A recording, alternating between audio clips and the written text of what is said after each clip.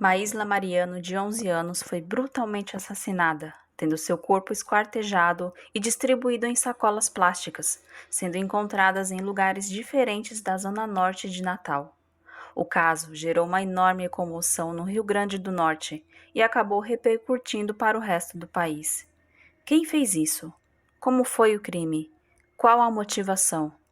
As respostas você encontra agora, aqui no Medo Profundo.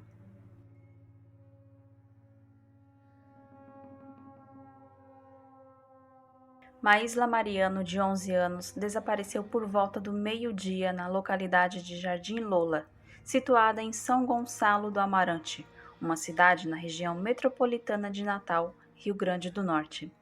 Na ocasião, ela estava entregando o almoço para seu pai, o feirante Nerivan dos Santos, que trabalhava em uma banca na Avenida Tomás Landim, próxima ao complexo viário da Zona Norte. Estava retornando para casa.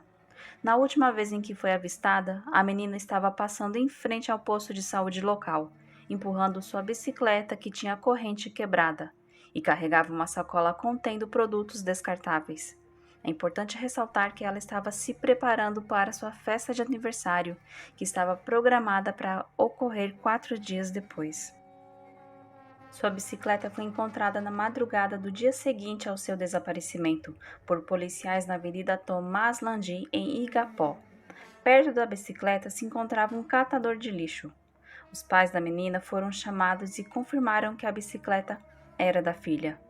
Logo em seguida, a casa do vendedor ambulante Oswaldo Aguiar, que ficava próxima ao local onde a bicicleta foi encontrada, foi apontada por Marisa Mariano, a mãe da menina, dizendo que ele era suspeito do crime, pois havia uma rixa entre ela e o homem.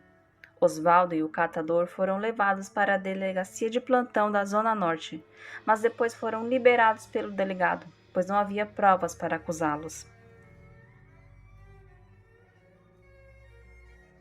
Mais ou menos às 10h30 da manhã seguinte, em um terreno baldio na rua Dona Isabel de Brito Lima, em Igapó, uma sacola plástica foi encontrada.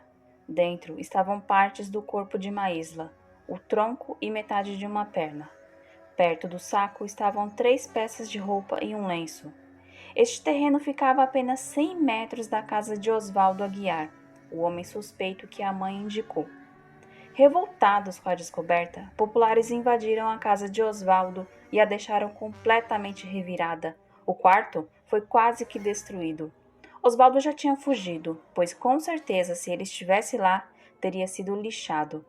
No dia 14, dia seguinte da terrível descoberta, mais 3 sacolas foram achadas, agora em outro terreno, e nessas sacolas estavam o resto do corpo esquartejado da menina.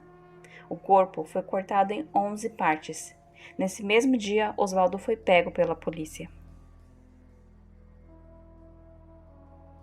Em 15 de junho, Oswaldo foi indiciado com base nas provas levantadas contra ele, sobretudo as provas técnicas, mas as provas testemunhais foram robustas em mostrar o perfil de pedófilo do acusado e revelar que ele tinha jurado que faria um grande mal à mãe da vítima, afirmava a delegada responsável pelo caso.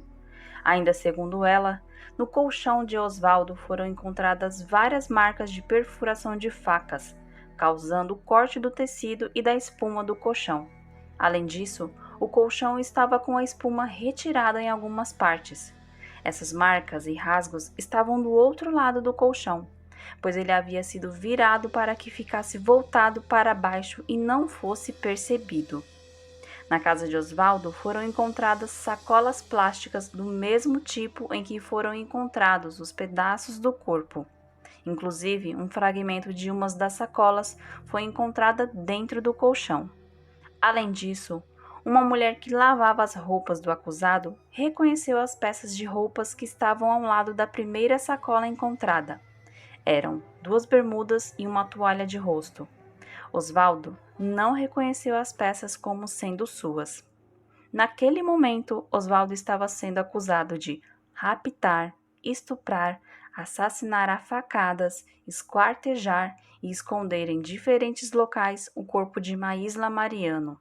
A motivação do crime seria vingança contra a mãe da menina, a qual ele tinha uma rixa. Embora não tenha sido encontrado o sangue da menina na casa do acusado, o luminol revelou que havia sangue humano no local.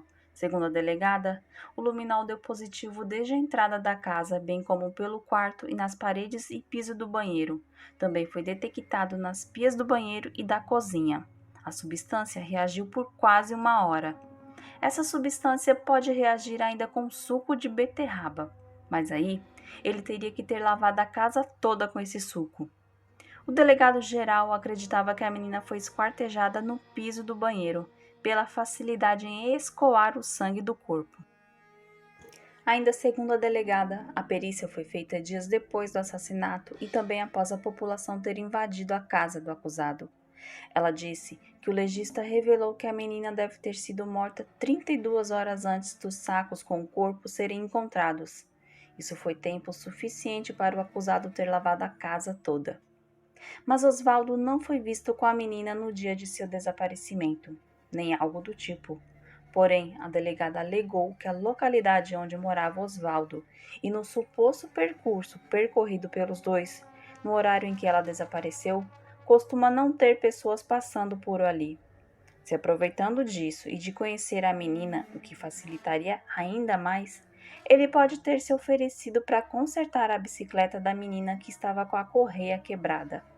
Marisa, a mãe, afirma que Osvaldo é o assassino de sua filha.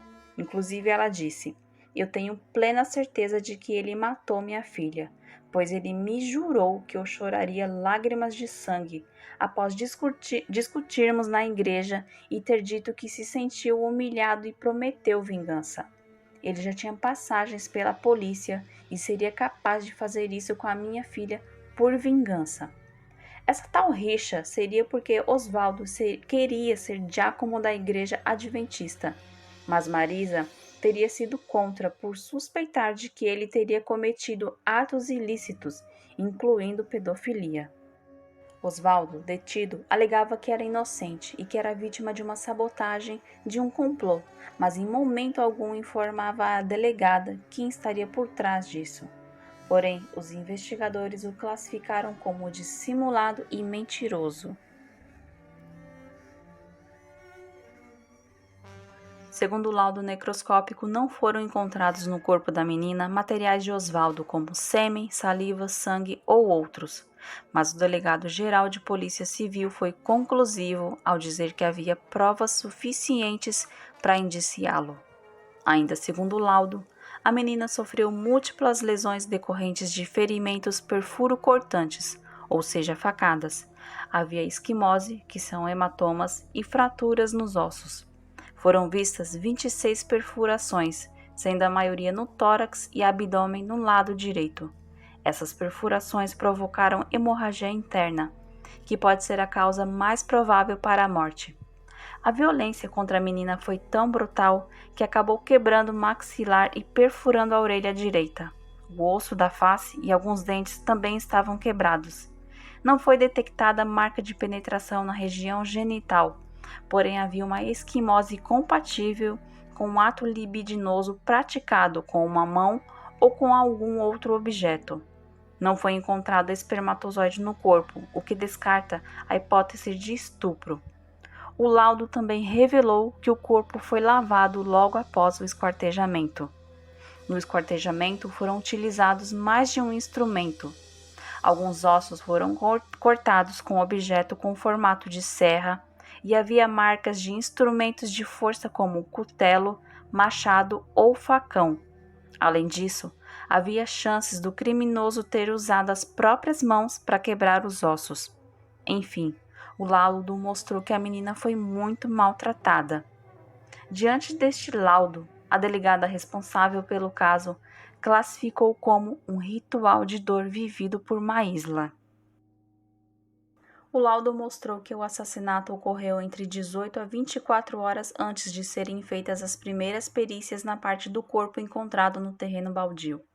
Para a delegada, a morte da menina ocorreu entre as 13 e as 17 horas de 12 de maio, o dia em que a menina sumiu. A delegada acreditava que, enquanto estava voltando para casa, a garota foi abordada por Osvaldo por volta de 12h40 na esquina da rua Carlos Gomes com a rua Aurora, perto do posto de saúde, pois foi nesse local que foi encontrada a sacola com garfos plásticos que a menina havia comprado para sua festinha de aniversário.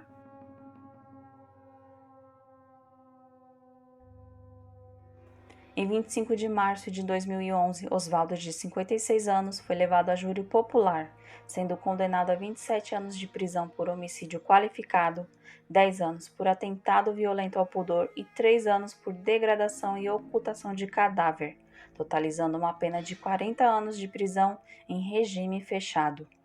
A acusação considerou os antecedentes criminais de Oswaldo. Ele já havia sido condenado por tráfico de drogas e atentado violento ao pudor, além de ter sido fugitivo do presídio de Rondônia. Fora os 40 anos sentenciados, Oswaldo deverá cumprir mais 26 anos de penas anteriores por tráfico de drogas e violência sexual praticadas em Rondônia e Roraima. Este foi o julgamento mais longo do Rio Grande do Norte. No dia 24 de abril de 2012, foi negado por unanimidade pela Câmara Criminal do Tribunal de Justiça o recurso que pedia a anulação do processo que condenou Oswaldo.